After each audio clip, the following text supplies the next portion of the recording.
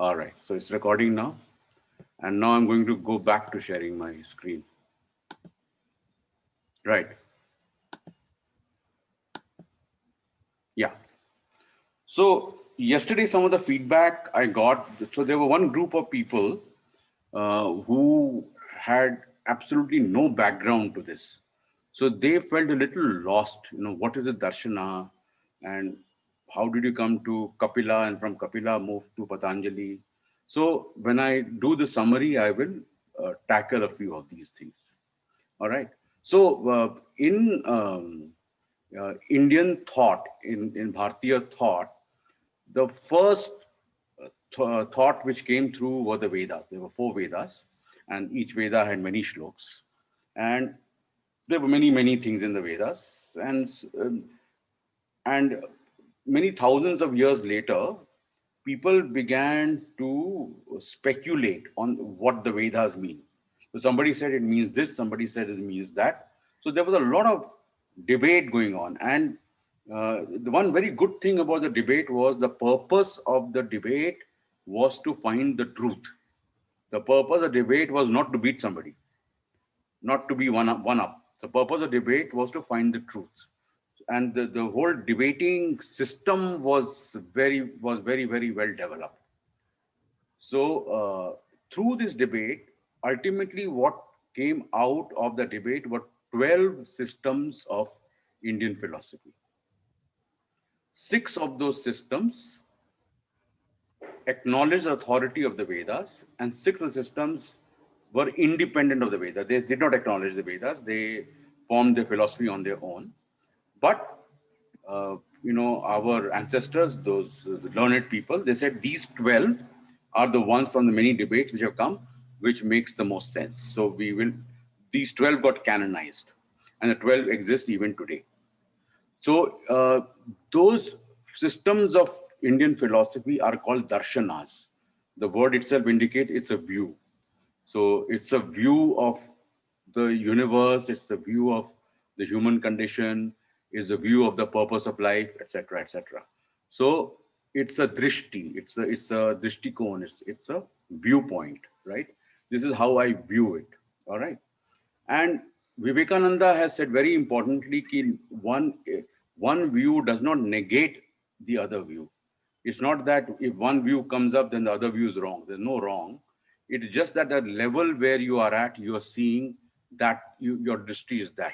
When you come to another level, your dristy changes, and so on and so forth. And as we saw yesterday, each of the darshanas kind of led to other darshanas. So Samkhya, the faults with Sankhya was corrected by Vedanta, and so on and so forth. So the six darshanas, which are part of the Vedas, which acknowledge the Vedas, were Mimamsa, Vaisheshika, Nyaya, Samkhya, Yoga, and Vedanta. Just remember that these are six. I'm just giving you the names. You even don't remember the names, it's fine. And there were six systems which did not acknowledge the authority of the Vedas. They were Jainism, Jaina. There were four systems within Buddhism. So Jaina, Bodh, and a third one was Charvak, which is completely materialistic. They say there's no up, there's no spirit, nothing, everything is material. But so these 12 systems became the darshanas. Six were acknowledged the Vedas, six did not acknowledge the Vedas. All right. Now, Samkhya was one of them. And Samkhya was the patron saint of Sankhya was Kapila. And Vivekananda had very high praise for him. He has called him the great father of metaphysics. He says the first person in the world who wrote about a reasoned, rational system of metaphysics was Kapila. And every metaphysics debate which happens anywhere in the world, you can find a lineage to him through the Greeks or whatever. You can find lineage to Kapila. So Kapila is a highly revered Siddha in the Indian system, right? Now, Samkhya, some of you comment Samkhya is very complex, this evolution of Prakriti and all that. So forget that. For our purpose, just remember these things. Samkhya says that, you know, in the human experience is bipolar, in the sense that there is a experiencer and there's a experienced. There's a seer and there's a seen. There's subject and the object. So since the experience is bipolar, the subject and object are two different things. They are not the same, and they're two different realities. So it's about dualism. So the object, which is everything matter and everything of energy, he called Prakriti or nature, and the subject, which is consciousness, awareness, intelligence, you can use these words interchangeably, is Purusha. So you have to remember this is the main thing about Samkhya, right? The second thing you need to know for our purpose is the human personality has got layers. So the first one layer is the mind, the human mind. The next layer is the egoism. Now, the ego, don't think of it as a term we use in general conversation. In general conversation, it's got a slightly bad connotation, but egoism is simply a sense of I and a sense of mine. I am the doer. I am thinking. I am my feeling. That is what is egoism.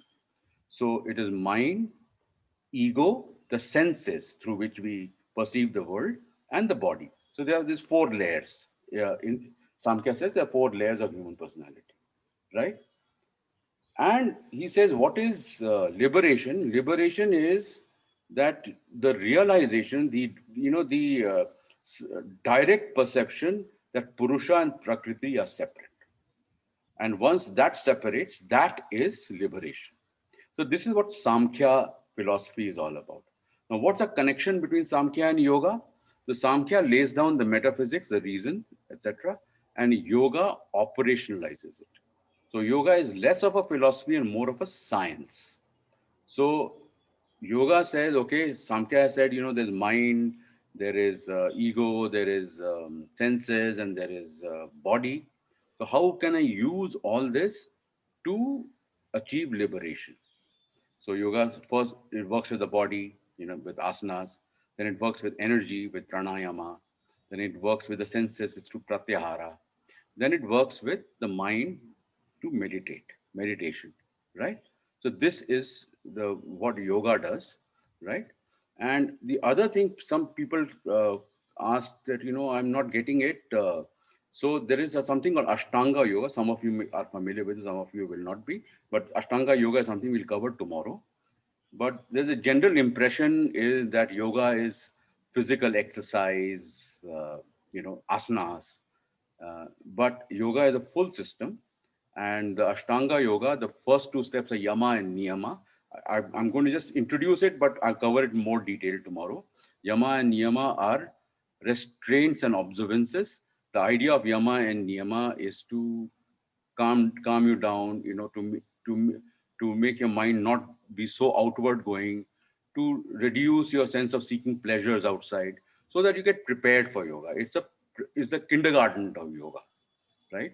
And then from there you go to asana. In asana, what you do is basically a fidgety, restless body is brought to some rest and calm down. And then you go to pranayama, where you work with your, the vital energy through breathing. So then again, you energize yourself through pranayama. And then once your body is stable, you have energized yourself. Then pratyahara. Pratyahara is basically to withdraw your senses slowly from outside stimulus, outside pleasures. And if your body is stable and uh, you have a lot of energy within you, then it is easier to do that. So from there you move on to meditation. And the purpose of the meditation, the end goal of the meditation is samadhi. And in samadhi, basically you separate, it becomes self-evident to you that Purusha and Prakriti are separate. And that is known as Kaivalya in yoga, Nirvana in Buddhism, and Moksha in many other literature. All right. So this is the connection between Samkhya and yoga. Now, as far as definition of yoga is concerned, many define yoga as, joining your individual self with the universal self, joining the Atman with Brahman, the Atma with Paramatma, etc. But Patanjali being more of a scientist than a poet, his definition is very, very precise. So he says, just a minute, the train passing overhead.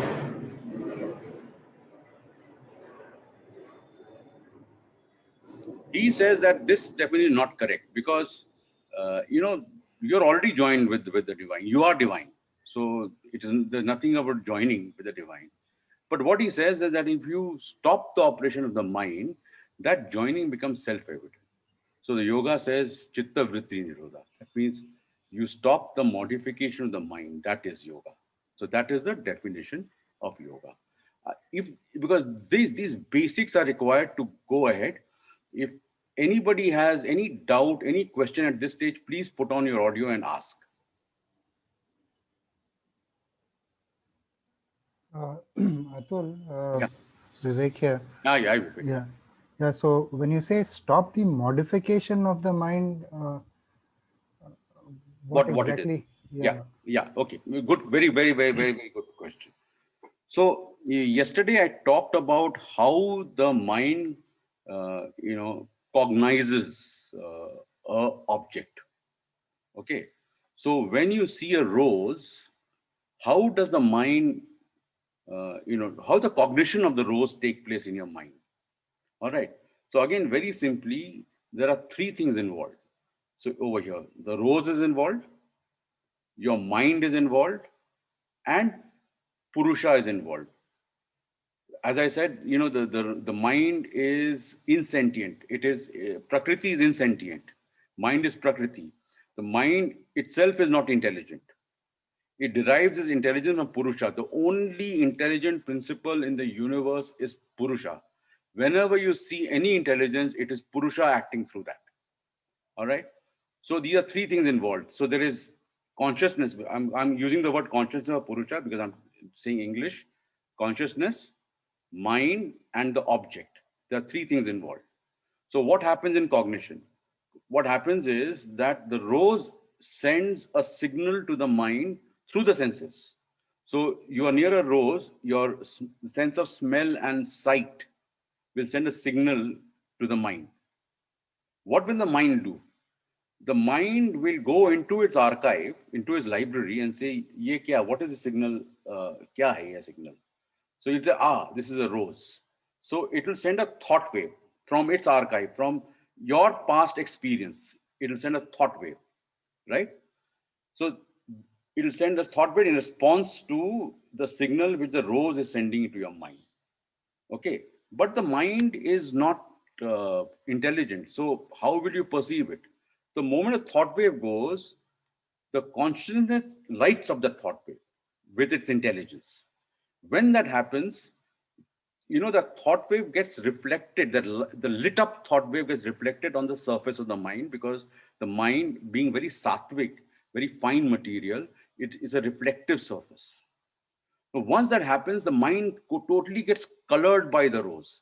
So the mind modifies itself into a rose, into not a rose, but into a thought of the rose. As we go along, we'll distinguish thought of the rose and the rose per se, right? The mind modifies into the thought of the rose, and that's how the cognition takes place. So this is called modification of the mind. The mind is modifying itself into all this. Every time there is stimulus from outside, the mind is modifying itself. That's how cognition takes place. It's a very technical term. Modification of the vritti is a very technical term, right? And because the stimulus we are facing is unlimited, both external and internal. Internal stimulus are my thoughts, my feelings, memories from the past, etc., which will cover the 5 classes of modification, right? So the stimulus is internal as well as from external. Rose, something else, tree, whatever. Something else, somebody says something which triggers off a memory, etc. So since this stimulus is completely like non-stop, so the mind is always modifying itself. And this modification of the mind is creating vritti on the surface of the consciousness. The consciousness is very still. But on the surface, because of the modification of mind, all the vrittis, the surface of the consciousness is disturbed. And the whole idea of yoga is that if you stop the disturbance on the surface, then you will become aware that you are consciousness. Does that explain, Vivek? Just to add to what you're saying, from my clarification, Yes. when you're saying stop the modification of the mind, you are in fact uh, uh, kind of constraining or limiting your experiences, your knowledge, and It would seem like this. yeah, I would suggest you just hang on to it. Yeah, yeah, I don't deny it seems like that. yes, But what you will know as we go along okay, that the consciousness itself is capable of direct perception. ah, You don't need the via media of the mind. okay, Mind has its uses. It's not that mind is completely useless. hmm, Mind has its use. okay, But as we go along, you will notice that the mind will project its own rubbish onto an object because it's coming from your own past experience and conditioning and so on and so forth. yes, yes, So when you see something, it projects something on that. So what you perceive is not the object as it really is, hmm, but as your mind projects on the object from its own conditioning and belief systems and experience and so on and so forth. So whenever we have you look at any situation, like nowadays is the political situation, for example, is very disturbed, right? hmm, It is all because everybody is projecting their stuff on a situation. Nobody's stepping back and seeing the situation as it is. Okay. right, right, So the mind, if it is used correctly, it will lead you to liberation. If it is, if the mind is allowed to run on its own, if the mind has a mind, the mind has a mind of its own. If hmm. that happens, then you are in for ruination. And that is something which we will cover as we go along. So But that just question is very one. valid.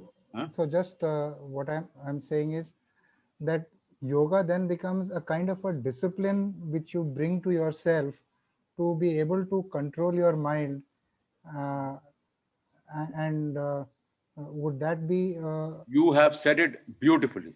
okay? It's a Beautiful. discipline, right? Okay, That is what yoga is. okay, Okay, great. right. Hmm. Any other questions? Because this is important to understand. This is the base on which the future chapters, future shlokas, the following, the coming up shlokas, you will understand better. Any other questions?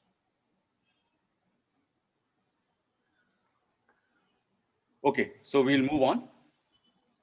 So today we'll cover the modification of the mind. So it says Vrittaya panchataya klishta aklishta. It means the modifications of the mind are fivefold, and they can either be painful or non-painful. Concentrate on the word. It doesn't say it can either be painful or pleasurable, or painful or blissful. It says painful or non-painful. Just keep that in mind, and I'll give the commentary on this, right? And the five modifications of mind are right knowledge, perverse knowledge, imagination, sleep, and memory. So this is a very famous shlok. So if in Sanskrit it goes pramana, viparaya, vikalpa, nidra, and smriti, right? So these are if you get a right knowledge of something, suppose you see a fire on a hill and in your mind you get the right knowledge, there's a fire on the hill, that will, that will modify the mind. Suppose you get a perverse knowledge, you know, you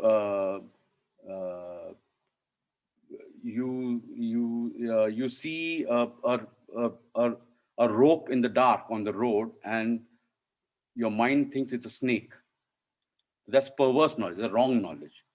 That also will give a disturbance surface of the consciousness. So right knowledge will create a vritti. I can use the word vritti because vritti means disturbance on the surface of consciousness. Okay. Right knowledge will create a vritti, perverse knowledge will create a vritti. Imagination, we imagine things, and imagining in good, bad, whatever, we'll go into that. But imagination also causes vritti. Surprisingly, deep sleep also causes vritti, and I'll get to it. I'll explain why.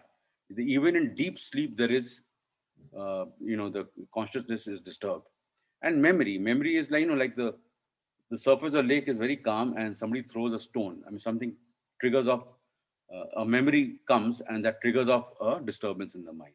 So these are 5 classes of modification of the mind: praman, viparya, vikalpa, nidra, smriti. Right knowledge, perverse knowledge, imagination, sleep, and memory. Okay, so now I'm going to, uh, now I'm going to the details of this. Okay, so the you got to see this: the right knowledge, perverse knowledge, imagination, sleep, and memory, as these are different 5 different capacities the mind has. There are centers in the mind which can get right knowledge, center in the mind which can block right knowledge and perverse knowledge comes in. The center in the mind which triggers imagination, center in the mind which is in deep sleep, and a center in the mind where memory comes, right? And if used rightly, all these capacities can lead to discrimination and liberation. And if it is used wrongly, then it can lead to ruination. Okay.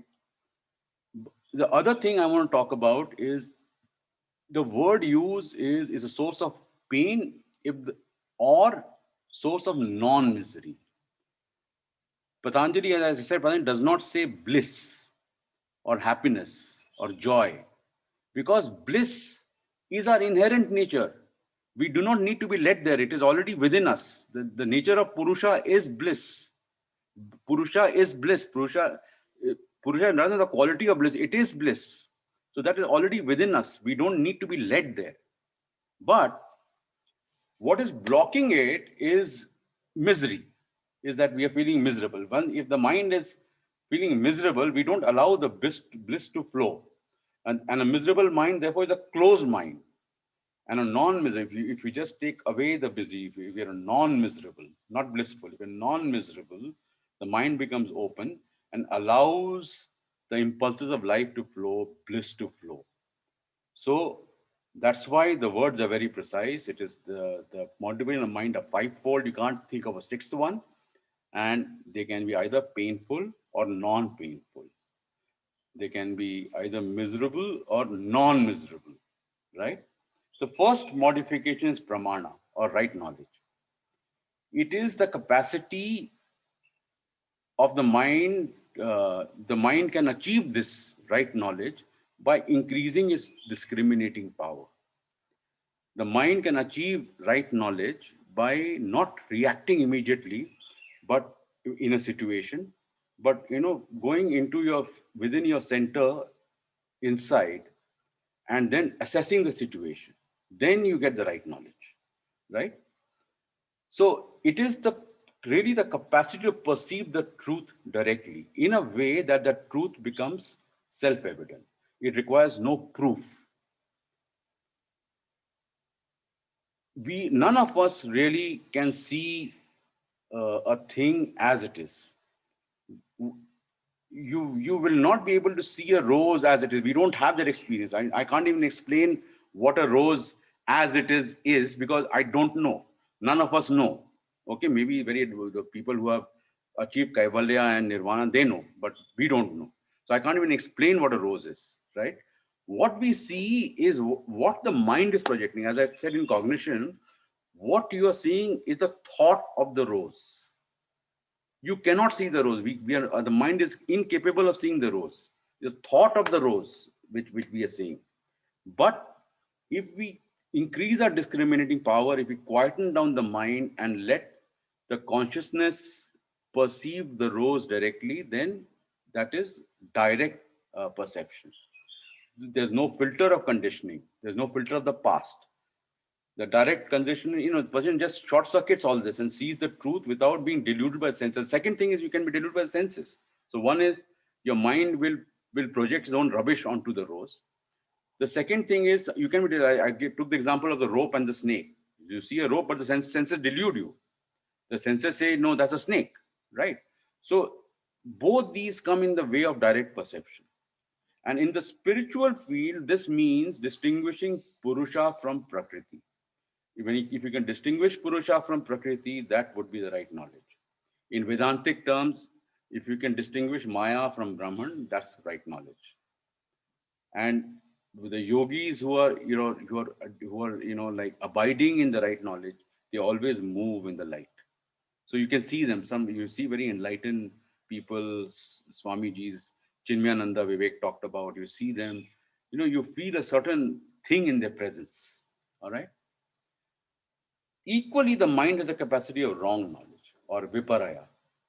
So a good example is that if you have taken drugs or alcohol, I mean, what you see is false. Your perception is impaired, right? So what's happening is that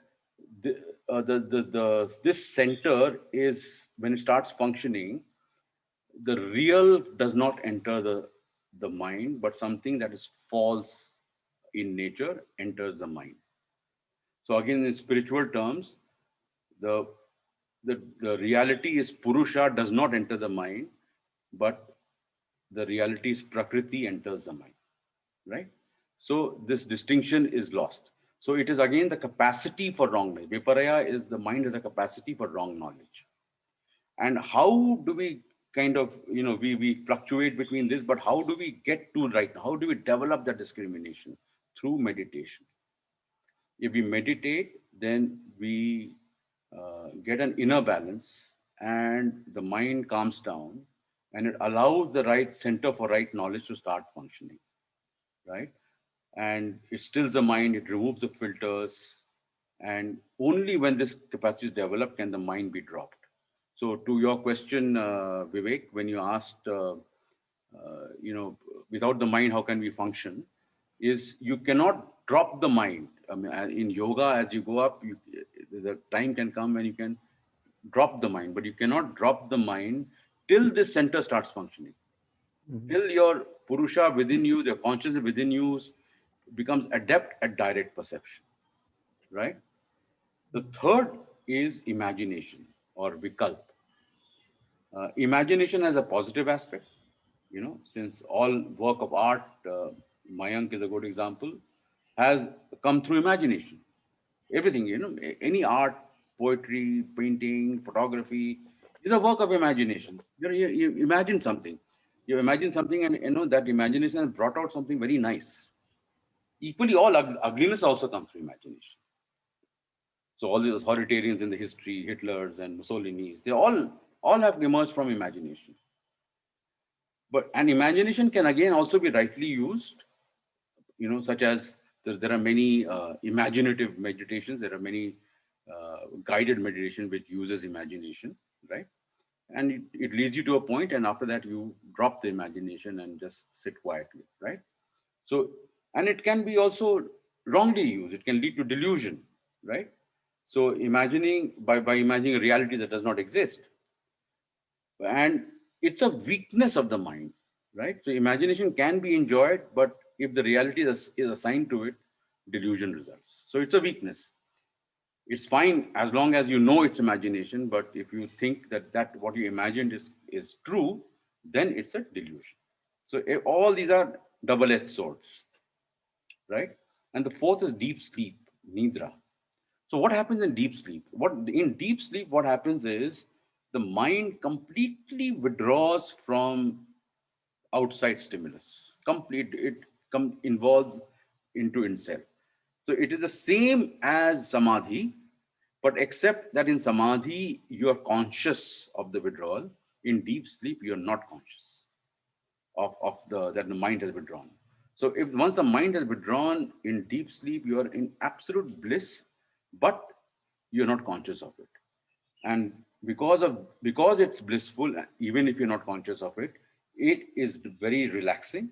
It's life-giving. And if you don't sleep, you're very stressed out. So it's a really life-giving. Sleep is life-giving, and it is the same as samadhi. Samadhi is exactly the same. Samadhi is the withdrawal of the mind from the outside with consciousness. In deep sleep, it's without consciousness. But why is it a vritti? Why is it, despite that, why is it a vritti? Because when you wake up, you have a recollection that, oh, I slept well today. So, which means the mind was there in some form.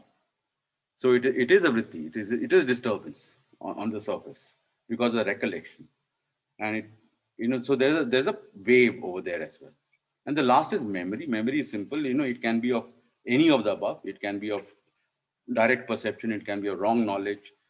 It can be of imagination or deep sleep, because the memory also causes a ripple in the consciousness. So the memory triggers off ripples in the consciousness. Now, memory also can be used to good effect. So, firstly, memory may not be accurate. It is in all our common experiences that uh, very traumatic events in our life, we block it from our memory, or we recall it incorrectly. We blank portions of it. We do deletions, or we mix up memory with imagination.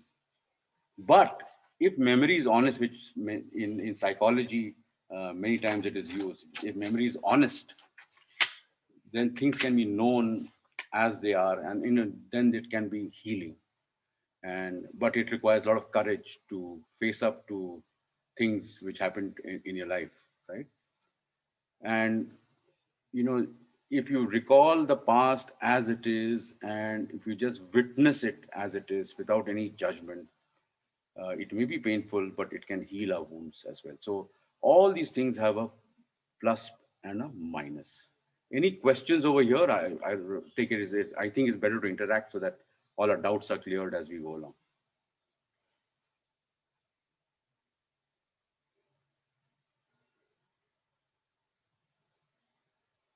No? Okay. Atul, sorry.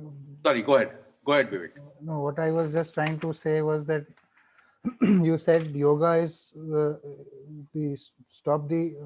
discipline to stop the modifications of the mind, Right.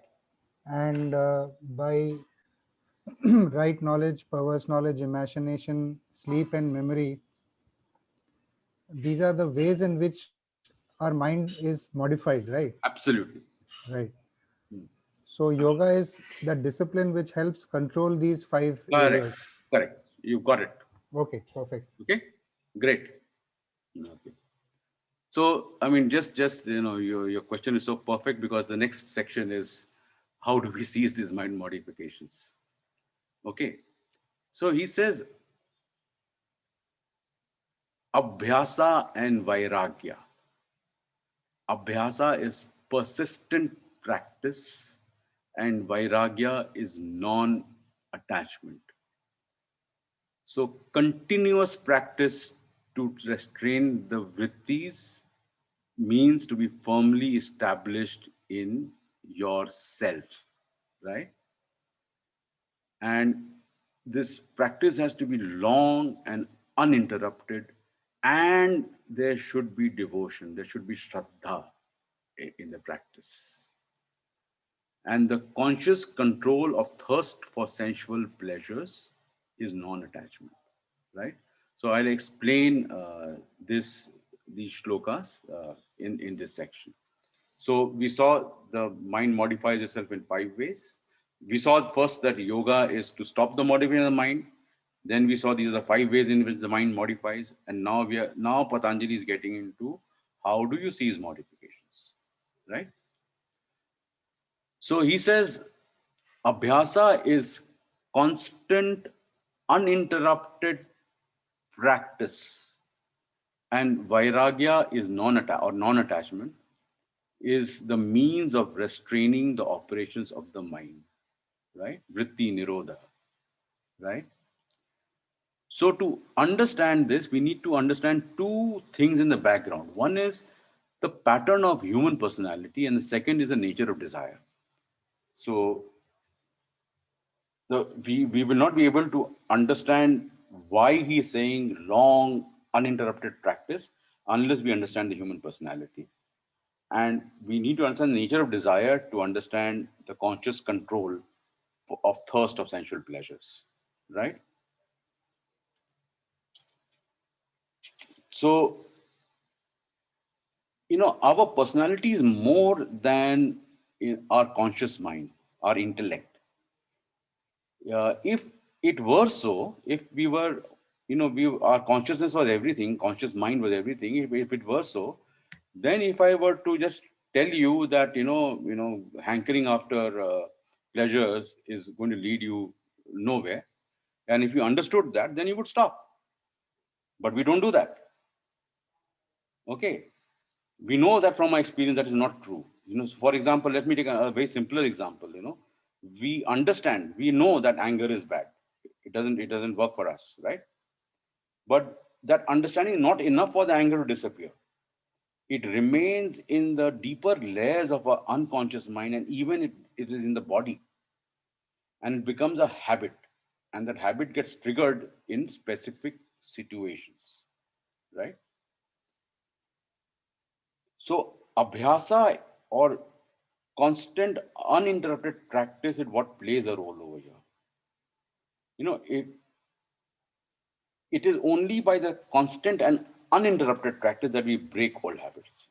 And it allows a new habit to percolate into the consciousness and start functioning from a deeper level, deeper source. Ultimately, abhyasa means being centered. You know, as I said, many times we get triggered. Some stimulus comes and boom, we burst out in anger. Since I'm taking the example of anger, right? Uh, Abhyasa means, it's with this practice, you train yourself not to react immediately, but to go within. And once you go within, you will get the right knowledge of the situation. And once you get the right knowledge of the situation, you act from the center and not from the immediate trigger which the mind is telling you, like, get angry, you know. So when you act from the center, you act rightly. This is what Abhyasa does. And but abhyasa will be long and continuous, and really spiritual aspiration not for the weak. Even a short break will lead to slipping back into old patterns. So it should be performed. And the second point, Patanjali says that it should be performed with devotion. Why is devotion? And this the whole devotion and shraddha is a theme in all spiritual experience. So, like we started this session with chanting Om. Then Malika, read the invocation to Patanjali. What are we doing? We are saying, Patanjali, you are a great rishi. Please accept our obeisance. Please flow through us. So once we open our hearts and our minds to, these ideas, we allow them to come inside us, to go inside us. So this whole thing about devotion, he says in this shloka 14, he says, practice with devotion, right? So, when without, if we just practice this mechanically without love, without sacredness, the penetration into the layers of the mind is difficult. There's a saying which goes that, to fight evil, one needs God on our side. And, this is what it means, that you need to open yourself. Devotion opens up the heart and transformation happens much quicker. And it is in very deep moments of devotion, people, very bhakti people have kind of completely healed themselves of all the pain which they've carried for many lives. So devotion is something very, very, very strong. It cultures our emotion. It acts at a deeper level. It opens us up. So devotion is a very, very, very important part of yoga, right? And the other thing to remember is that, in this pursuit, the abhyasa and vairagya, in this pursuit, we are not fighting our nature. We are fighting our habits. Our nature is Satchitananda. Our nature is that of Purusha, which is, truth, knowledge, and bliss. and it's available every moment to flow. But the wrong patterns of our habit create a barrier, and the fight is against these habits, not our nature. The fight is for our nature and against our habits, right? Now, coming to desire, why do we seek indulgence? Why do we seek, the pleasures outside? It is because we have blocked the flow of bliss within us. This our habits have created a barrier. The bliss doesn't flow, and therefore we seek it from outside. The the most inherent instinct in us is to find the source of bliss within. So that instinct leads us, because the source of bliss within we have blocked. The instinct leads us to look for pleasures outside, right? So this itself would indicate that we are unhappy. If a pleasure oriented mind means that we are unhappy, and that's why we go on seeking happiness somewhere else. And so therefore, if you're unhappy, an unhappy person is bound to move into desires. But do we get that happiness? Experience tells us no. you know we just get a glimpse of happiness. And the other paradox is that we think that these glimpses of pleasure is coming from somewhere else, but the truth is it is coming from within. The external stimulus is just helps us fall into a moment where we momentarily forget the past and the future, and we are completely in that moment. So when you're tasting something which you like very much, you're a piece of chocolate or a ice cream, just for that moment, everything is lost. You're just in that moment, and in that moment, the the bliss within you flows through. So it is not the chocolate which is giving you the enjoyment, it's the bliss within. So all pleasures of external objects, the pleasure is sourced from within, but we don't know it. So if we can, so the thing is, if we can come to this nowness, this present momentness, here now, voluntarily, without the aid of external pleasure, then desires will disappear. The other important thing about Vairagya is, and this is a very common trap in, when we go into Indian thought, is that the Vairagya cannot be achieved through denial. Why? Because desirelessness is itself a state of very high energy. It's about being more alive, more open, more joyous. But if we keep denying ourselves, we put ourselves into mental conflict fighting a desire. The battle we mostly lose, right? So fighting desire completely depletes our energy and is thus counterproductive. So desirelessness is a high energy state, and fighting desire is a low energy state. So it's counterproductive. So the whole thing is that you slowly walk away from desire through the practice of yoga, through the practice of meditation, asanas, pranayama. You are increasing your energy. So the whole practice of yoga is making your desires less and less and less automatically. If you practice yoga regularly, then you look back 6 months earlier to now, your need to go to restaurants has reduced. Whatever your poison was in terms of pleasure, your need to have that is reduced. If you drink alcohol, you're drinking less often. So it's happening automatically, right? And this whenever we give into a desire also, it is an opportunity to become meditative. If you become meditative at that point, then you can discern what the real source is within, that the real source is within. Okay, this will help drop the need to hanker after pleasures. You can still do it for fun. I mean, the spirituality is not about denying yourself fun. Good, by all means do it for fun. It's the attachment to the desire which is a problem. Having fun with something is not a problem. It's attachment to it which is a problem. Any questions here?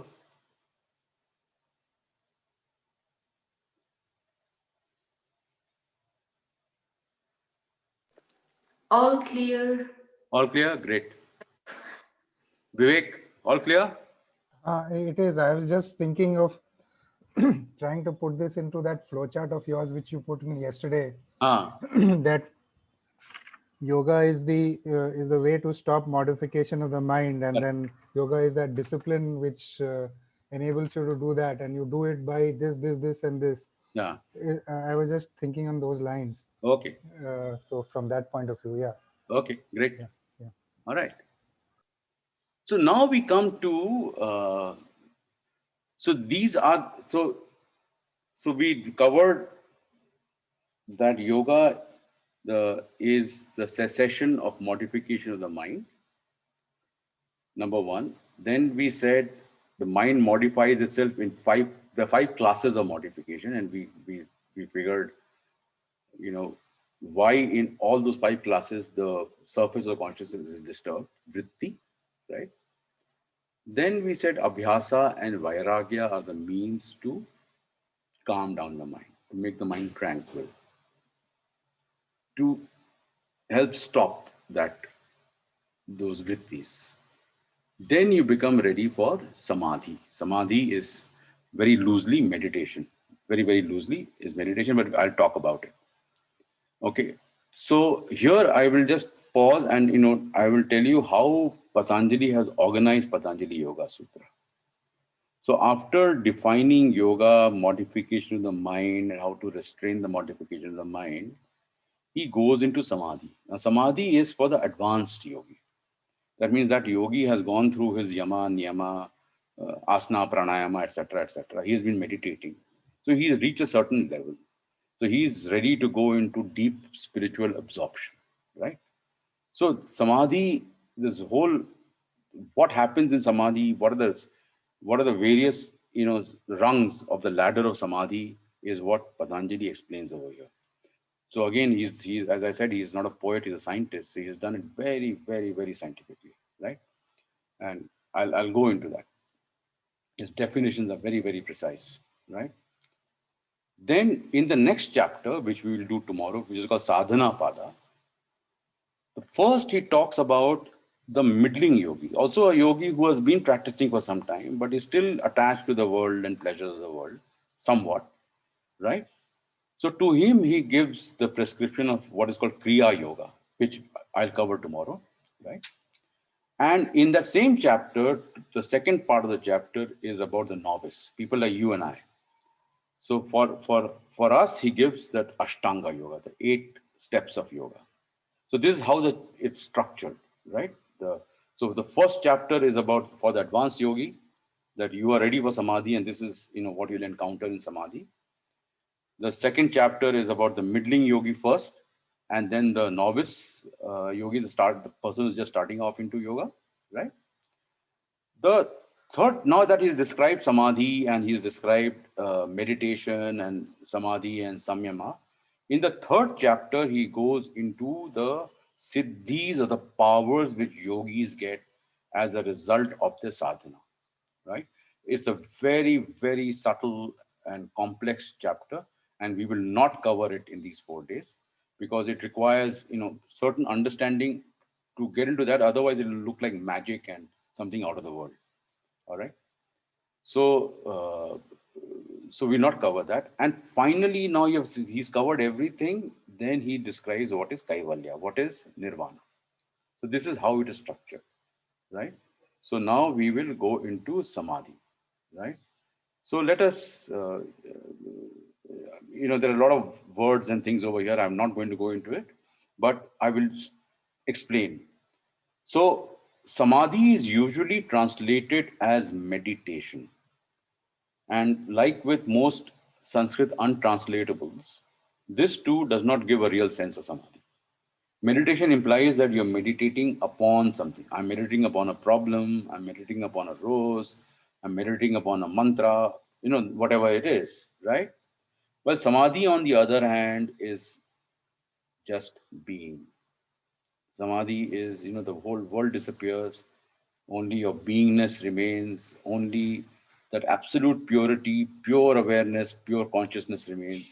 You're absorbed in that Purusha. You're absorbed in pure consciousness. That is Samadhi. The best English definition of Samadhi is by Mr. Kodandaraman. He says Samadhi is spiritual absorption. So that is Samadhi. When you're fully absorbed in the spirit, that is Samadhi, right? Now, there are, I'll go very slowly because there are lots of terms over here, but it's important to understand. If you understand this, you will have a good knowledge of, at least theoretical knowledge of Samadhi, okay?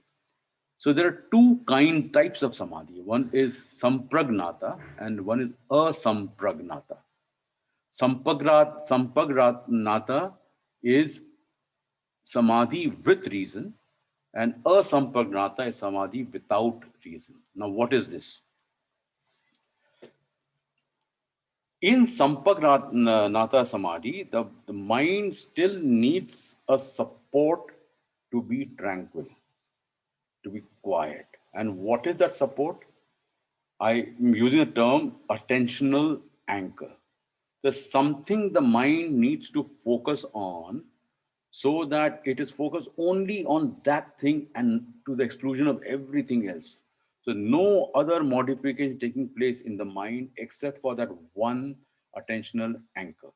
That attentional anchor could be anything. It could be a rose. It could be your breathing up and down.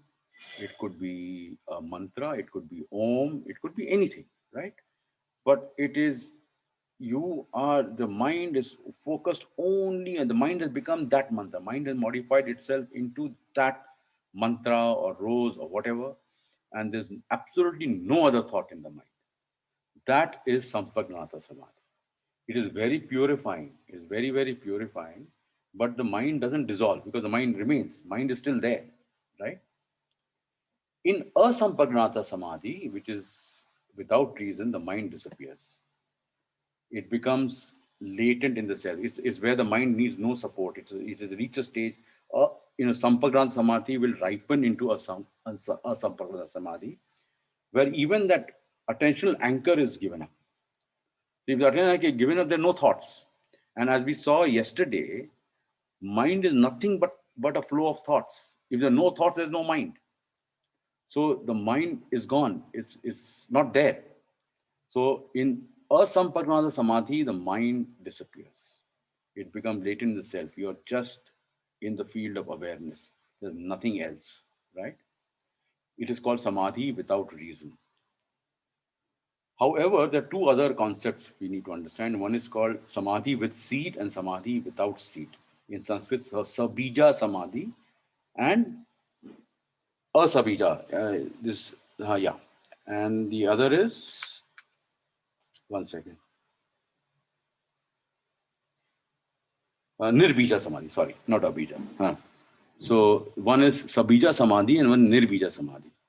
So when the yogi achieved a Sampagnata Samadhi, starts with Sampagnata Samadhi by his own effort, right? Then it kind of ripens into a Sampagnata Samadhi where the mind has gone. Now the mind is gone. But some unfinished karmic business from your many lifetimes still remain as seeds, right? This is Sabija, it's with seed.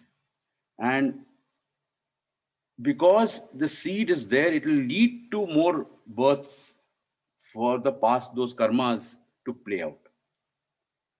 So it is a very high level of samadhi, very, very high level of samadhi. That's the maximum you can reach with your own effort, but it still does not give you kaivalya. That is, you're not free from, not liberated. When those seeds are burnt, then perfection is attained. Then it's nirbit samadhi, and then that yogi crosses over the river of birth and death and rebirth. He has achieved kaivalya. But we will see that kaivalya is not something you can do. The moment you have reached a sampragnata samadhi, that's the most, because after that there's no mind, there are no controls, there's nothing you can do. So that kaivalya, that the burning of the seed is a grace which comes from above. As a yogi, you do nothing. You just watch the river flow. You do nothing. And, this Kaivalya will happen on its own. Okay, so this is, so terms, again, Sampagnata is the mind still needs one attentional anchor. Then when it ripens into asampagnata, that attentional anchor is gone, and with that the mind is gone, right? But your karmic business remains there as seeds, and which will give you more births. And when those seeds are burnt by itself, there's nothing you can do. You have done the max. Now just grace. You have to wait for grace, uh, with no desire, nothing. Then there is no desire because his mind is not there. Okay, so it'll happen on its own. Then the seeds are burnt, and then you achieve kaivalya. So this are the terms: sampagnata, asampagnata, sabija, and nirbija. The 4 terms we have covered. Now Patanjali then goes on to describe the many layers of samadhi. So there is savitarka samadhi, and just giving you the terms, we'll go into it. Savitarka samadhi is samadhi with reason. Nirvitarka is without reason. Then Savichara is with contemplation, and Nirvichara is without contemplation. Shananda is with bliss, with the ego, and Ashmita is without the ego. So there are 6 levels, 6 layers: Savitark, Nirvitark, Savichar, Nirvichar, Shananda, Ashmita. Now, I will explain each of those terms. We have to understand it theoretically because none of us have experienced this. Okay, we have to understand it theoretically.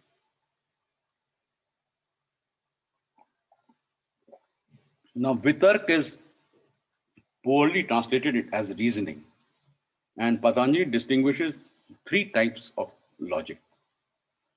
So, Vitark is reasoning, logic, but there are 3 types. One is Kutark, one is Tark, and then Vitark.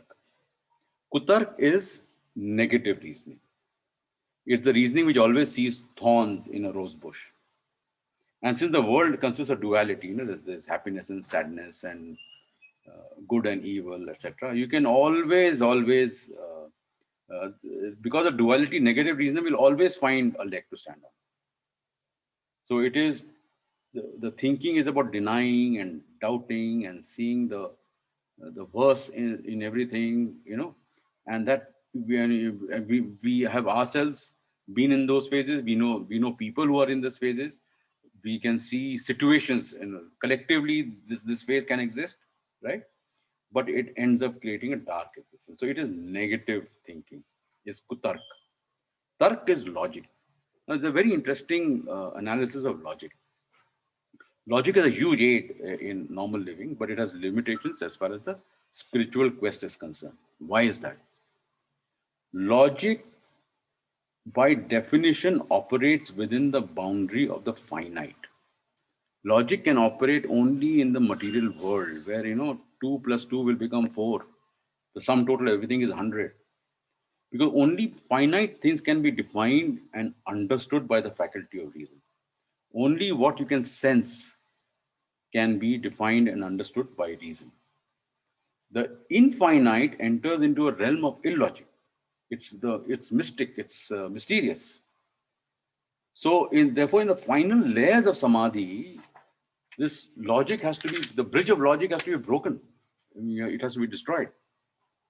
And, and the looking at reality with logic really amounts to projecting our mind, because our mind is the one which is logical, onto the reality. We saw that a little earlier, and not seeing the reality as it is. And, whatever we project, the mind projects from its own logic becomes real. So that is why logic limits the perception of reality. Vitark, on the other hand, is positive reasoning. It is non-judgmental, unconditioned observation. It is an openness that allows the reality to seep in. It opens the door to absorb the divine. So vitark is a state where you can perceive, you have trained yourself to perceive something directly. Okay. Now we come to vichar. So vitark is basically developing the capacity to look and not project. Vitark is a capacity to the mind becomes so still or it's not there that you can perceive something directly without the via media of the mind. So it's a capacity to witness. It's a kind of look without judgment, without conditions, without conditioning, and you're not projecting anything from the mind is vitark. Now this vitark ripens into contemplation or vichar. And this is a more refined stage of the same phenomena, but it's a more refined stage. Right? Now, what we normally consider as thinking is not thinking really. It's just vagrant thoughts. So we have to make a distinction now between what is thoughts and what is thinking. So ordinarily we have just thoughts. We think we are thinking, but we are not. Why is that? Because thoughts are gathered from a past experience, and anytime we see a new stimulus, it provides a screen to project the past. And so, and it happens immediately. The mind just pulls out something from its archive, bang, it projects it on whatever the situation is, right? So we have lost, we have become incapable of fresh thinking. And all the problems we have ourselves in this world is because of this. We are incapable of fresh thinking. We are all projecting from the past. And if you look at the world situation today, we are all projecting our traumas and fears onto the situation, right?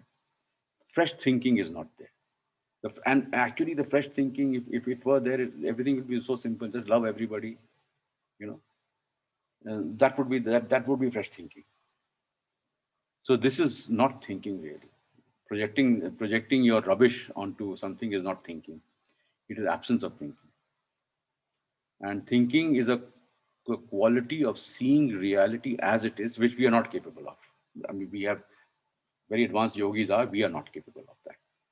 It requires a very high level of consciousness, right? So vitark, which is the capacity to look, the right reasoning, ripens into the capacity to think, right? Which is, again, seeing things as they are.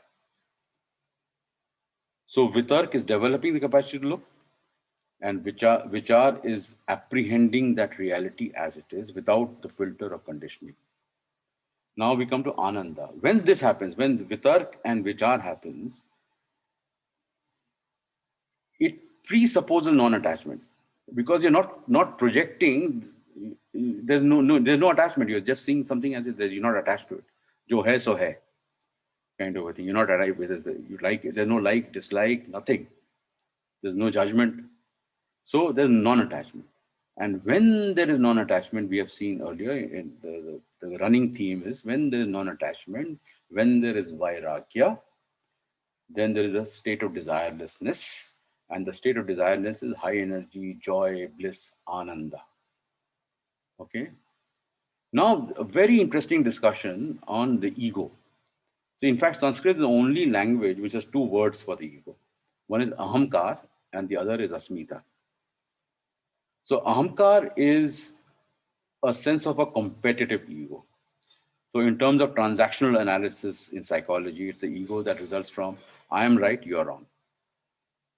Okay, so it is a competitive ego, right? And it's a survival technique, right? Asmita is a more evolved, where the ego is not against anybody else. It's just a feeling of self-existence, of aloneness, or it's simply I am. There's no judgment over there, right?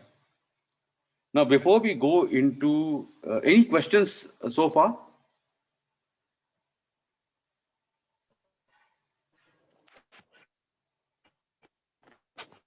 I've tried to go as slow as possible because there are many complex things over here. But if I were to summarize, there is sampragnata and asampragnata, sabija and nirbija. Then vitark is non-judgment, is the capacity to look and not project. Vichar is, from there, it ripens into vichar, which is the capacity to apprehend the reality as it is without conditioning. And because there is non-attachment, there is ananda. And asmita is to move from ahamkar, which is a competitive ego, to just I am.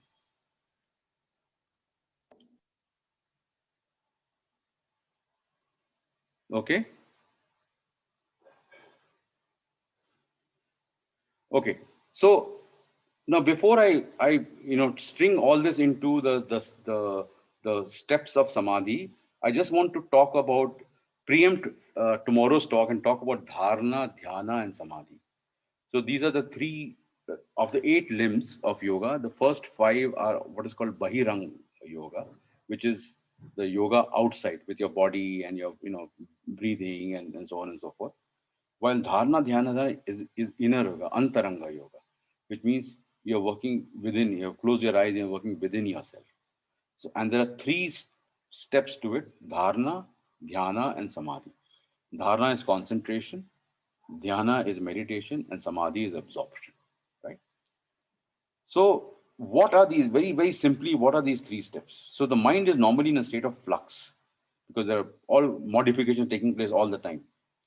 And the whole purpose of that antaranga yoga, this dharana, dhyana, samadhi, is to still the mind. And in meditation, in this inner yoga, there are 3 things involved. One is the object. The object could be like an idea like Om. It could be a physical object. It could be anything, right? Object. The other is the mind, and the third is the consciousness, right? And in dharana, the focus is on the object, right? The yogi concentrates on one object to the exclusion of all the others, so that the flux in the mind is dropped. Only that one object remains. And this is something we can do with our own effort. Maybe not immediately, but if you have gone through some asana, pranayama, pratyahara, you're ready, your mind is calm enough to be able to concentrate on one thing and not be restless, right? So dharana is through your own effort, you are able to concentrate on one object. After that, it is all a question of ripening. Then that means you cannot will it. So dharana will ripen into dhyana. Now, so what is happening is that there's an object, and there's a flow of consciousness towards that object. And there's a mind in between. So the flow of actually towards the thought of that object in the mind. We saw that earlier. There's an object, there's a thought of the object, and there's a flow of consciousness to the thought of the object. So in dharana, the object stroke thought of object is the focus. In dhyana, the flow of consciousness is the focus. That means it ripens. If you are in concentrating for some time, suddenly the object and the mind will become diffused, and all you are aware of is flow of consciousness. It's a very steady flow of consciousness, just like a oil pouring, not like water. Water, there are gaps, but when oil is pouring, it's a continuous steady flow of consciousness is dhyana. And in samadhi, the mind drops. And when the mind drops, there's no thought of the object, so therefore there's no object. So only that awareness remains. So this is dharana, dhyana, and samadhi, right? So with this background, let us understand the layers of samadhi. So the first, polarity is what is called savitarka and nirvitarka samadhi. So the first layer of samadhi is savitarka. So here the mind is focused on one object and the flux is dropped, what we saw in terms of in dharana. However, the object, mind, and the consciousness are not separated. They remain the same. And the mind is still functioning. And the distinction between what is real and the projection of the mind is still blurred, right? But because you're concentrating, the real has begun to filter in. And savitarka ripens into nirvitarka. So there, the object, mind, and consciousness get unbundled. As I said, then it becomes 3 different things. In the past, impressions stop obstructing the perception of reality, and the filters of conditioning are dropped, and the capacity to apprehend the reality as it is develops. So in Savitarka Samadhi, in Savitarka Samadhi, the mind will distort the reality through its own projection. In Nirvitarka Samadhi, the reality just pours in as it is, right? That then goes to the next layer, which is Savichar Nirvichar. In Nirvitark, the capacity to look without conditioning is gained. As we saw, in Nirvitark, there's no conditioning. You can look at a thing as it is. And that ripens into Vichar, as we saw earlier, right? And the logic is dropped and there's just pure witnessing. You are you're constantly just streaming out towards the object. The duality is there of the object and subject is there, but more deeper, subtler realms open up in your knowledge of that object. You start getting a deeper meaning of Om, or a deeper meaning of what a rose is there as object through this, but it's still there. The subject object is still there. And Savichar will ripen into Nirvichar, where the object becomes more and more subtle, from the form of the rose to its color, to its fragrance. And a moment will come when the object becomes so subtle that it's almost not there. We have gone to tanmatras of the object. The yogi is simply, is just being with that object, is not contemplating it. The flower is no more the flower, and the observer is no more the observer. The subject-object duality goes in Savichar, and the energies mingle to become one, and this whole duality is transcended. And the consciousness and the mind are untangled, and now consciousness is free to float wherever you want it. It's just flowing, it's floating. And it is looking at the flower without the filter of the mind, and it's looking at the flower as it is. And for the first time, a flower is known as it is. And through that knowledge, all of existence is known. Because all of existence hides in every little thing in creation. In every little thing in creation, all of existence is there. And so if you know the flower as it is, you know the whole existence. And it's a vast energy of millions of forms, and every form is merging into other forms, forming a vast ocean of formless beauty. This is how people who have experienced this explained it. And this multiplicity of forms which we see is Maya, created by the filters of the mind. In Nirvichara Samadhi, this whole state is shattered. Whole Maya is shattered. And the yogi looks at things as they are and sees that the earlier perception of things was simply an interpretation of the mind and not the thing as it is. So Nirvichara Samadhi is without thought. The yogi is aware of the emptiness, but that one thought remains. And that but that thought is of no thought. And that too, the no thought too is a thought. Is a very last, but it remains, and that no thought itself becomes an object which has to be given up. Right? Now, non-attachment inherent in Nirvichara Samadhi opens up the source of bliss within. And in bliss, subtle existence of the object remains along with Asmita. And in Shashmita Samadhi, even that Asmita is gone. Only consciousness remains with the seed of Asmita. And that is where that is when the yogi attains Samadhi. And now the yogis accomplished everything that had to be accomplished. He can't go any further. His mind is not there. He's got no controls, no instruments to play with. There's nothing to be done. You can't tell him what to do. There's nothing to be done. But what he's accomplished is what is called Prakriti Laya, or he's accomplished mastery over nature. So all the powers of Prakriti are within him. And this is really the focus of the third chapter, which we'll not go into. But what are the powers of Prakriti which a yogi can master, right? And only when the seeds are burnt, this Kaivalya takes place. Until then, there's nothing to be done. Everything that had to be done has been done, and the yogi just has to live and watch and do nothing. And beyond that, there are no words to explain what it is. We don't know. Nobody has gone there and come back to explain. Okay, so this is the entire thing on Samadhi. Any questions?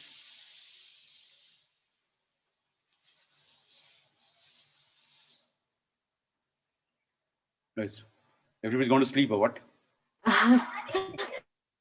Not at all. It was pretty Huh? comprehensive. It was All right. very Great. nice.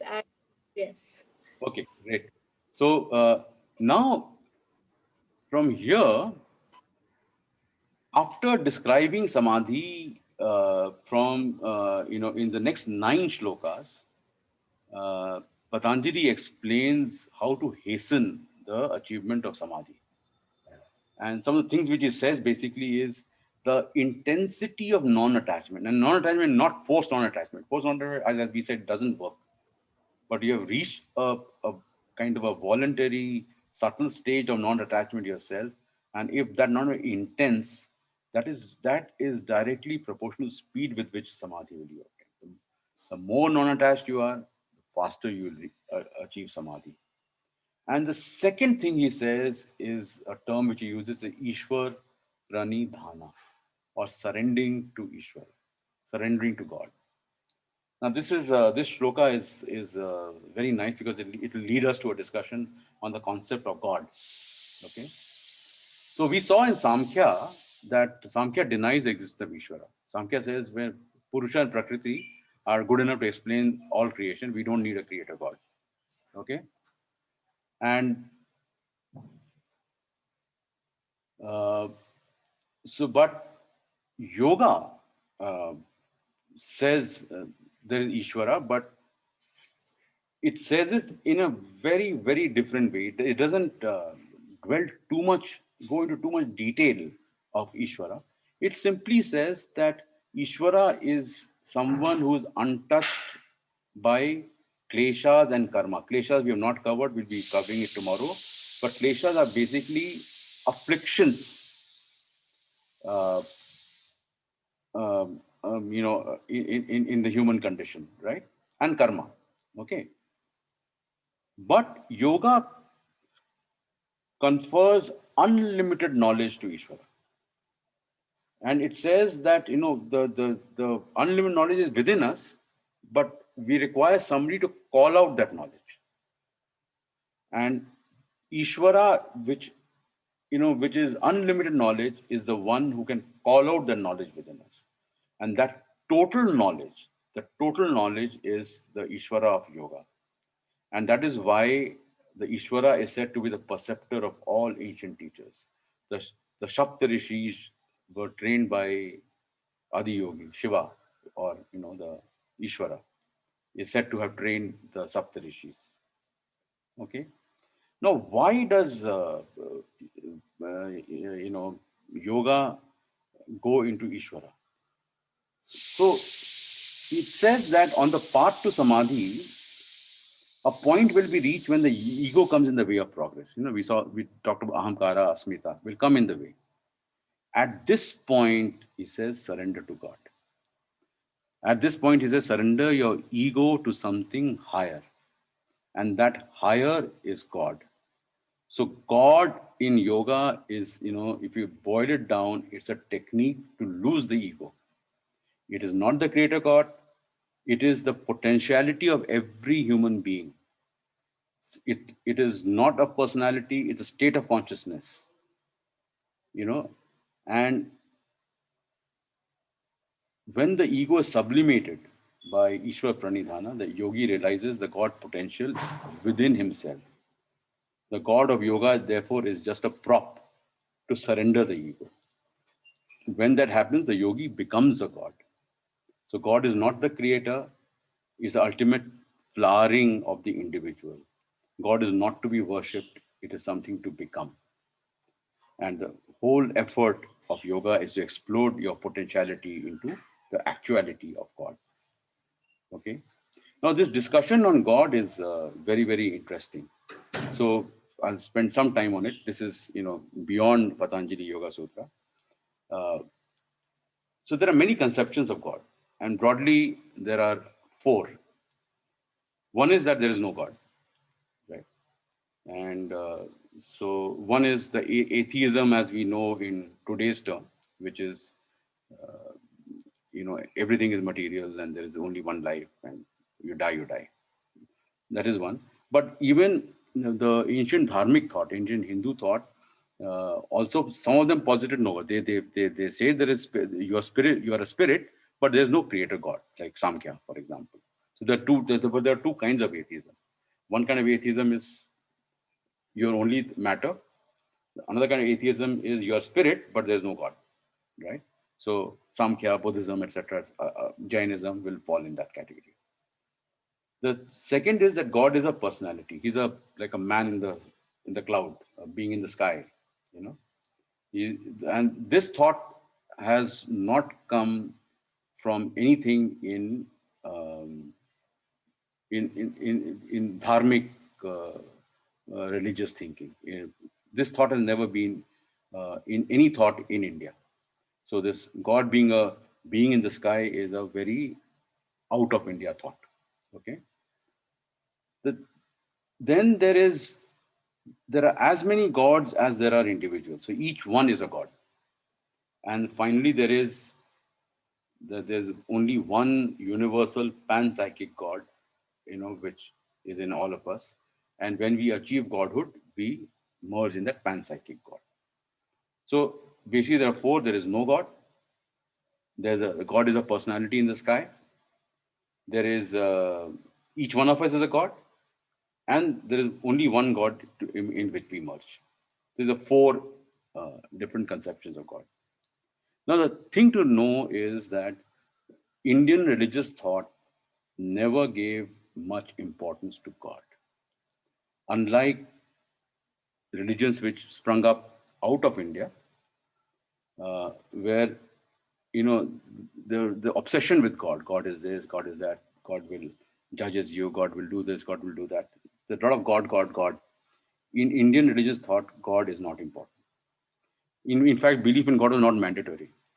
You weren't forced to say no, there is God. You could think anything you wanted. So many people thought there is no God. Buddha thought that. Kapila thought that. Okay, so it was not mandatory. The theme of Indian religious thought is moksha. The theme of Indian religious thought is not God. There's no obsession over God. There's no this obsession of belief in God is not there. It's missing. And whether in moksha you become your own individual God, or the one panpsychic God, or extinguish into the great void, is of no consequence. So if you are a serious yogi, don't worry about all this. The whole idea is to cross the river of samsara, the river of continuous life, being born and reborn and born and reborn. That is important. What happens after that? Nobody who knows, and it matters not. Okay. And as for the man in the cloud, this theory has no legs to stand uh, on the basis of reason. The other theories, there's no God, there's one God, there are many gods. You can reason it. There's a reason. It follows the principles of reason. So Swami Ranganathananda, who wrote the message of the Vedas he was on Ramakrishna mission. He says that liberation is you have to go beyond reason to be liberated. The ultimate liberation is beyond reason. But the explanation of that should not contradict reason. So you can't make up a story. So why are only these 12 darshanas in Indian philosophy considered as valid? There must have been many, many others, but they didn't conform to reason. The very evolved system of debate and filtering rejected them because they were not logical. But these six had their logic, and they have very different views. But they say, yes, there are different views, there are different ways of seeing things, but they are all logical. Okay. So this thing about the man in the sky is not logical, and I will explain this using Vivekananda. Vivekananda says there are two principles of reason. One principle is that the particular is explained by the general, and the general by the more general, until we come to the universal. And we're going to take the example of Newton and the apple falling. So when one apple fell, that was the particular. So that aroused Newton's curiosity. Then he saw 2 apples falling, and 3 apples falling, and 4 apples falling. So then from particular, he went to the general. And then he saw all apples falling. So then he went to the universal, right? And then he said, okay, so if all apples are falling, it's just not one apple, it's not a particular event, but it is a universal event. So then he says, well, gravity explains it. Why all apples are falling. So the first principle of reason is that the particular is explained by the general, by the more general, till we come to the universal. The second principle is that the explanation of a thing must come from within, from inside and not outside. So, there was I'm quoting Vivekananda again. He said that there was a theory that if you threw a stone up and the stone fell down, some ghost has caught hold of the stone and brought it down, right? But that's not a thing that's not an explanation within itself. But gravitation is. The gravitation is a thing explaining the thing from within itself. It's internally consistent. So one is the principle of generalization, and the second is the principle of internal consistency, right? And this whole idea of a man in the sky violates both these principles, because you go from species, you go from the many species, human beings and animals and birds and this and that, right? And then to all species, and then there's a break, and because there's a break because of some guy sitting in a cloud somewhere. So this particular the general principle is violated by the man in the sky. And the man in the sky is again equivalent to the stone or the ghost of the stone example of. So it kind of contradicts the internal principle as well. But the idea of Brahman of Vedanta satisfies both the principles, because it is a species laddering up to the universe, and the whole universe having the same underlying principle of Brahman. So from the particular to the absolute universal is Brahman. So it satisfies that. And it is indwelling, so it is internally consistent. So I just gave you some reason as to why this man in the sky on reason basis. Now, if somebody has a belief, that's fine. If you meet a person from some other religion who believes that's so, and if that belief is doing that person good, great, leave it. So this is not something to pick up stones and sticks and something. That's their belief. That's their belief. But here we are talking about. But in the dharmic system, everything is reasoned. As you saw, even the way Patanjali explaining is by reason, by science. So we have analyzed this idea. If those religions we believe in the man in the sky were to debate to find the truth, this is what they will encounter from the dharmic system. It is not to say that we are better, you are worse. Your belief is your belief. It does you good, great. Follow it. Not a problem. Okay. Any questions? Okay. The sutra goes on to list the distractions and pain caused by the vrittis, the modification of the mind. And it says then it gives prescriptions. It says Ishwar Pranidhana, which we have covered. It says japa of Om, pranayama, meditation, and something called Chitta Prasada. So we will not cover the others. In the last thing we'll cover is Chitta Prasada. Chitta Prasada is basically how to maintain tranquility when relating with others. So in our experience, the maximum mental distress is experienced in dealing with others, right? And especially if that other is your husband or your wife. Okay. So it would have been, absolutely inconceivable if Patanjali did not have to say something about it. And he gives a very simple guide which can be followed from tomorrow morning. And he gives his reason again why he is saying that.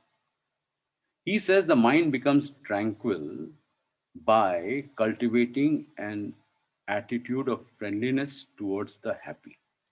So when you encounter happy people, be friendly with them. Because of Maitri Bhava, the bhav of friendship. compassion towards the suffering, karuna bhava, delighting in the company of the virtuous, mudita bhava, and indifference towards people who are evil, upeksha bhava. And each attitude has been very precisely chosen, and I'll tell you why. Our natural tendency is to feel jealous of people who are happy. And there's a game, there's a game going on over here. Why happy people make us feel inferior. And, and we say, why is he so happy when I'm so sad? He must. So I feel inferior. And, uh, or I react with jealousy, right? And what happens is then we begin to avoid happy people and choose unhappy people to surround ourselves with. And this keeps us in our private hell. But if with someone who is happy, you extend the hand of friendship, you rejoice in their happiness, then the door of happiness will open up for you. We will immediately start sharing their happiness. And this is the secret of creating happiness. There's no need to suck happiness. It's not a zero-sum game. It is within you. It is inner flowering. And just by being happy with the happy people, our own inner flower starts blooming. Jealousy goes and the mind becomes placid. Then we come to Karuna Bhava. Again, he's precise. He's saying, he's not saying be friendly with people who are in pain, who are in misery, who are suffering. He's not saying be sympathetic, but he's using the word compassion. Now, why is he doing that? Friendliness assumes equality. We are friends with people who are equal to us, right? And sympathy is loaded with an undercurrent. It's the reverse of that, jealous of the happy people. So it is, the undercurrent is that, there's a happiness hidden in the sympathy towards the miserable. That guy is miserable, I'm happy, So there's a one-upman thing. But compassion means we would like to extend a hand. We would like to do what we can do, what can be done, but we are neither happy nor we are miserable too. And that itself makes the mind tranquil. So you're doing absolutely right thing for a person who is miserable, person who's suffering. You're extending a hand of compassion, but you are not either demeaning him with sympathy, okay, and the friendship is not possible in that case, okay. Then mudita bhava is to delight in others' virtue. Again, our normal attitude is very skeptical. How can anybody be so virtuous? I mean, in history, we have killed, Jesus Christ was killed for being virtuous. Okay? So virtuous people are always criticized. You can't understand virtuous people. But it doesn't harm them. Jesus said, forgive them because they know not what they are doing, right? But we end up harming ourselves, and we create a belief that virtue is impossible, and this belief grounds us in misery. Uprooting this belief is possible only when we feel joy towards the virtuous. The gift of this attitude of joy towards the virtuous is that we get engaged in virtuous acts on our own accord. And finally, indifference, upeksha bhava. In business school, when I was in business school, there was a case we did. And the case was that of a factory shop floor. And the human resource department had put up a lot of signs around the shop floor warning against accidents. He says, beware, don't put your hand in the machine, be safe, look out for like falling objects, etc., etc. And that shop floor had the most accidents. And psychologists analyzed it and found that the mind began focusing too much on the accident and not on safety. And when the signs were minimized, accidents reduced. So Patanjali says, don't condemn evil. There's a very long discourse which I'm not going to about evil over here. Don't condemn evil, because whatsoever one is condemning, one will become subconsciously attracted to it. Being indifferent means it is none of my concern. It's your karma. You will pay for it whichever way, or not pay for it. It's not my concern. The world will move whichever way it will move. It's not my concern. And by developing the indifference and full, again, tranquility is key. So that brings us to the end of today's talk. Of course, I will take questions, and no, 1 second. Stop sharing. How do I stop sharing? Pause.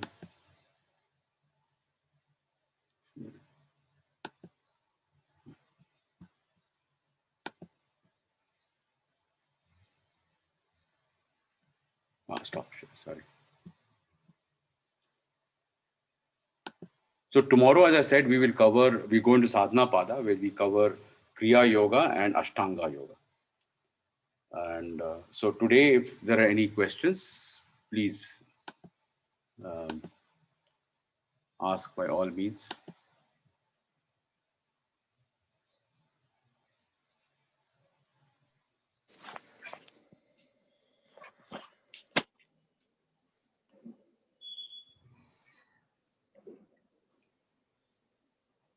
Too much, is it? Too much to remember. Ah. Right now, I've understood everything, Ah. but I think I'll have to listen to the recording again and again. Ah.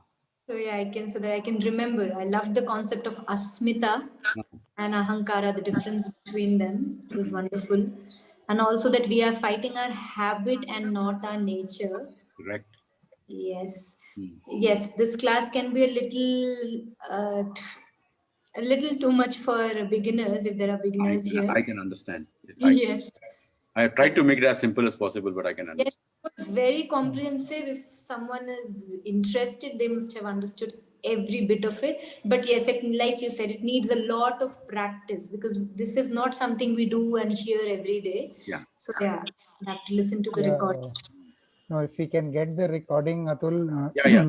later. Yesterday I forgot to record. That spent some time in the summary, but today recording is there. Yeah, no. So basically, as it was mentioned, it is a bit heavy and a bit difficult to understand certain concepts.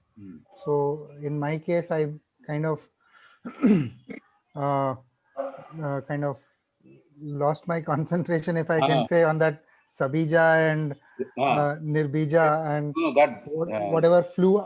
I mean, whatever came after that. And then came back again when we talked about God and all that. So if I listen to this again later on, I should be able to compile my thinking on this. Correct.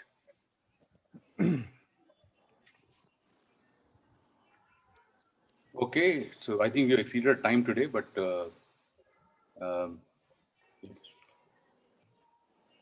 no more questions. We can end this talk, and we'll meet again tomorrow at 4 o'clock. Yep. Perfect. Thank you. All right. See Thanks. Bye-bye. you have any questions? Thank you. No, but it's interesting. It's like, I think when you listen to something once, then it stays at a certain level of, you understand everything, but you almost have to hear it or talk about it a second, third time for it to really sink down. Sure. You can imagine because there's a lot of, like he was saying about Nirbij, and it's not really important in actual practice thing. Is as you go through it, these things suddenly start clicking, right? Yeah. The words are not important. Yeah. So the thing which I would like somebody who's just beginning, like Vivek and all, to understand is, how deeply yoga has been thought about. Our impression of yoga is just some physical exercise. It is so much more, and how deeply Rishi Patanjali has gone into it. Yeah. the depth of yoga, understand the depth of yoga, and understand that in our culture there was so much freedom to think. There were no belief system, nothing. You could think what you wanted, you know, and the filters were very rational. It was truth seeking. It was not about political power. It's not a power play. It's about truth. And so if that at least you get through uh, this talk on Patanjali, that itself is a moment. Mm. Mm. No, and I think the beauty of the whole thing is that this is not an experience of one lifetime. For him No, to no. have come out with this, it was like the human being was being experiment. This whole thing was being experimented on, and they must have done it with many, many yogis and many years, because I mean, you don't experience Kaivalya. I mean, sometimes maybe not even in a few lifetimes. Yeah, yeah. One So thing. obviously they've sat through the whole thing, done it with many people. I mean, it's like an experiment. They say Yeah, yeah. if it happens once, it could be a fluke. It has to be. You have to be able to repeat it, and I think that's what they did with the human body, with the Correct, mind, to correct, correct. actually synthesize it so beautifully. I mean, it gives you goosebumps to really think about what they did. It's so Yeah. so fantastic. Yeah. And one thing about Patanjali is Patanjali did not invent yoga. Yoga existed thousands of years before. Always it was there. He It was was the always one there. who put it down. The Yes. first yogi was the Adi Yogi, Shiva. He taught Yes. Parvati. Yes. It goes, I mean, in terms of legend, it goes that far. But even otherwise, the texts of yoga in the Yoga Upanishads and all that existed before Patanjali. But it Yeah. was as if, yoga was waiting for Patanjali to come and put it in place. Put it down. Yes.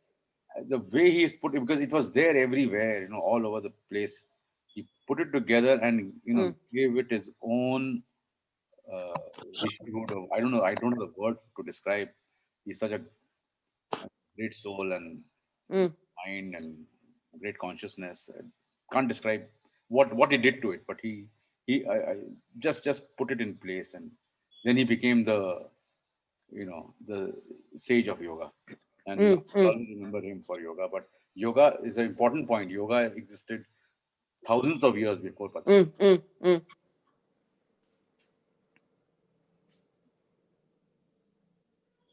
Great. Yeah. Okay. Thank you. Yes. Thank you. Yes. Thank you. Okay, thanks, Atul.